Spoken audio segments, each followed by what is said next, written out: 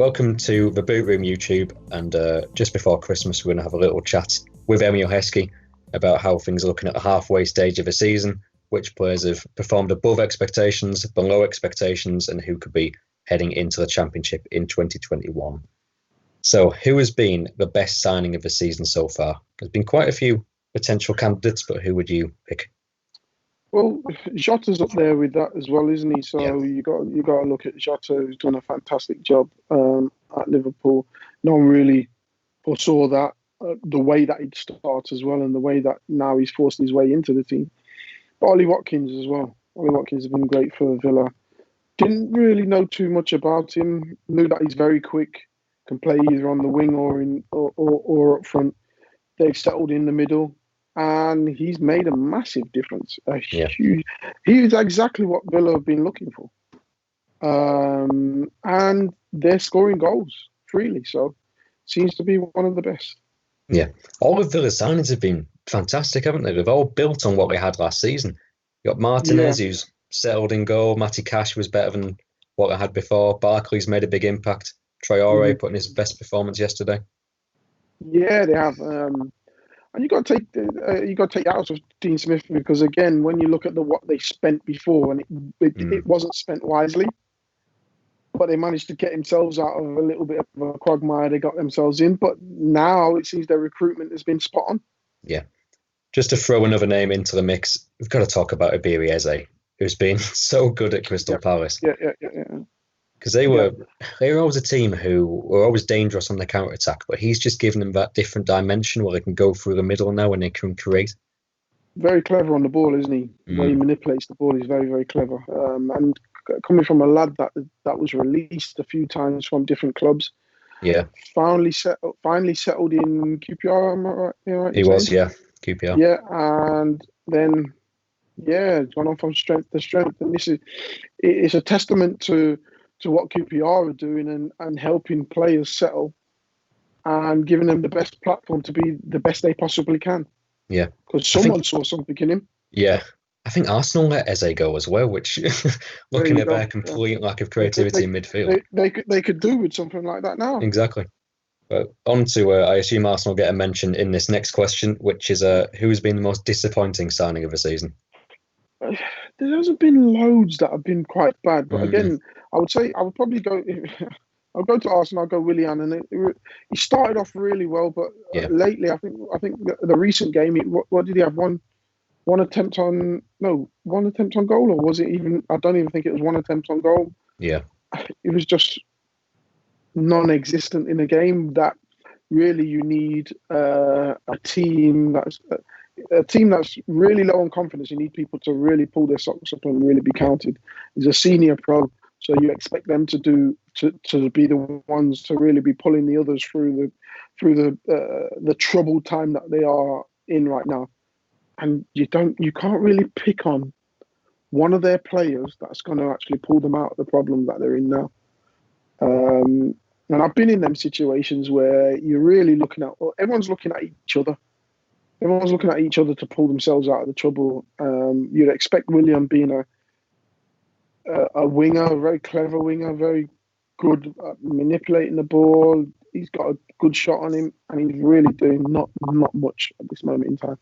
It seems odd because people have talked about his age, and he's 32. He's going to be 35 when the contract ends, but he was brilliant at Chelsea last season, so it doesn't seem to be an obvious reason why he doesn't fit. I don't think it's anything to do with age. If you look at the fitness of the lad, he's very fit. He's very capable of doing it. It's sometimes confidence. It's sometimes the will to actually push yourself a little bit more and do a little bit more because they need it.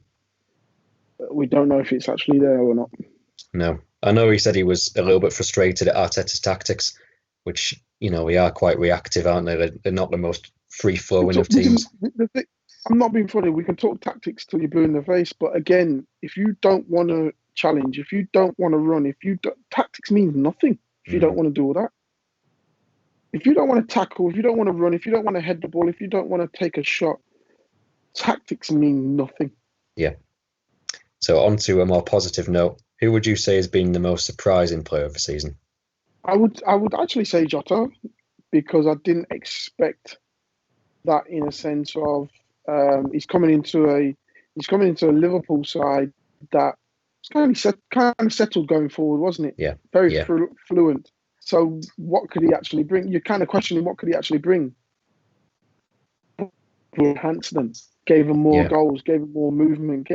He was brilliant for them, and has been brilliant for them. So, kind of surprised with that, to be honest with you. Yeah.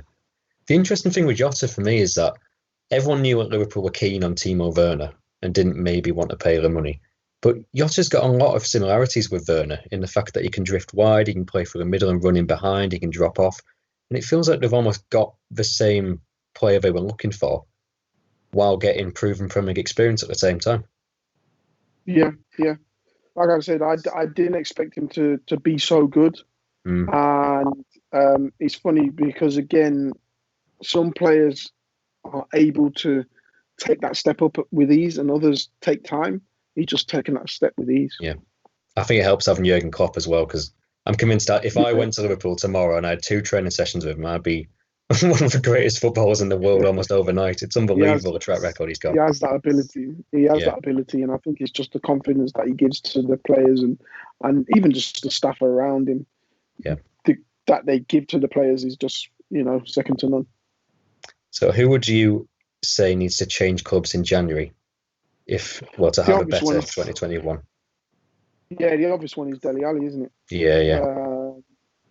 Someone who we all want to do well, and we all seen scoring some phenomenal goals over the years and playing great football over the years.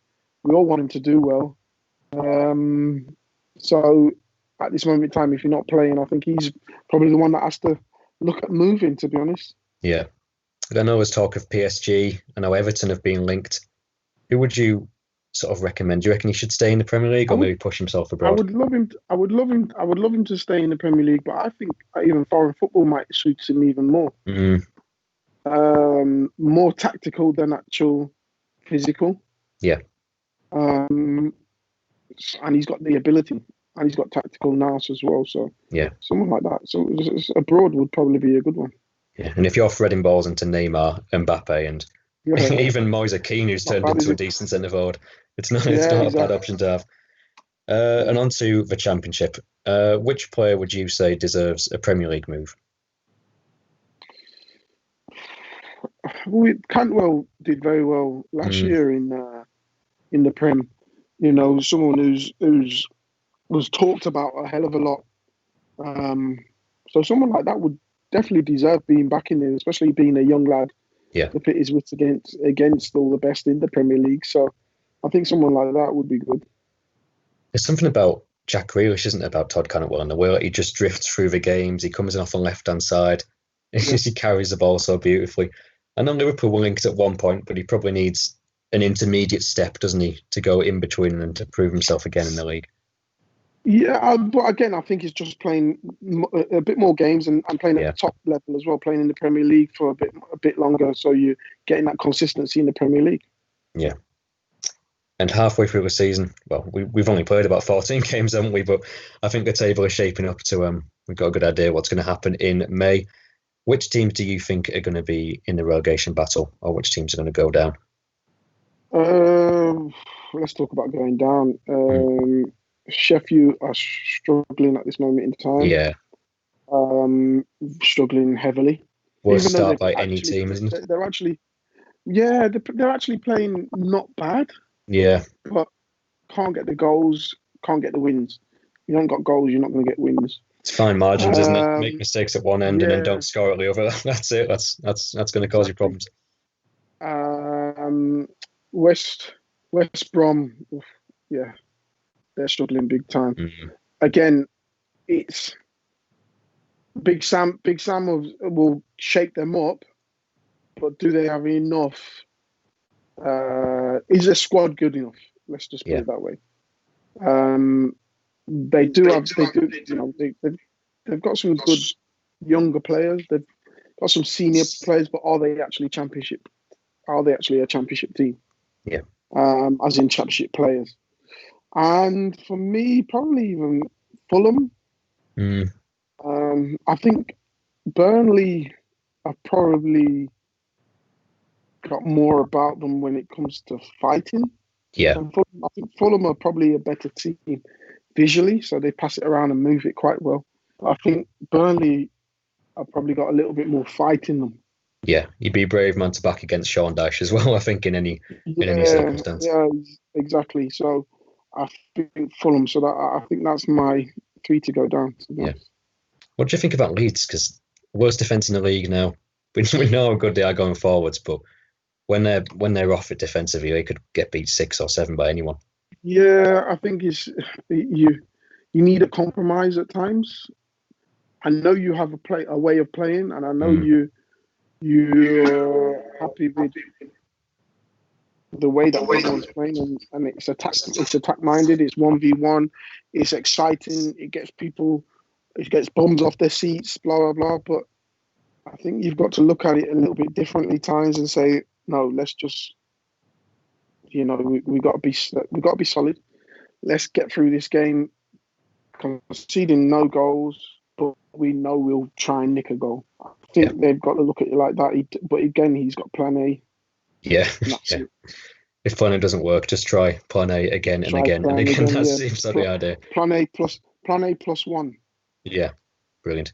Well, in a couple of weeks, we might know a little bit more about who's going down, because it seems like it was 405 games between now and the 1st of January. But we'll catch up then. But have a good Christmas, everyone. And if you like that, please like, share, and subscribe.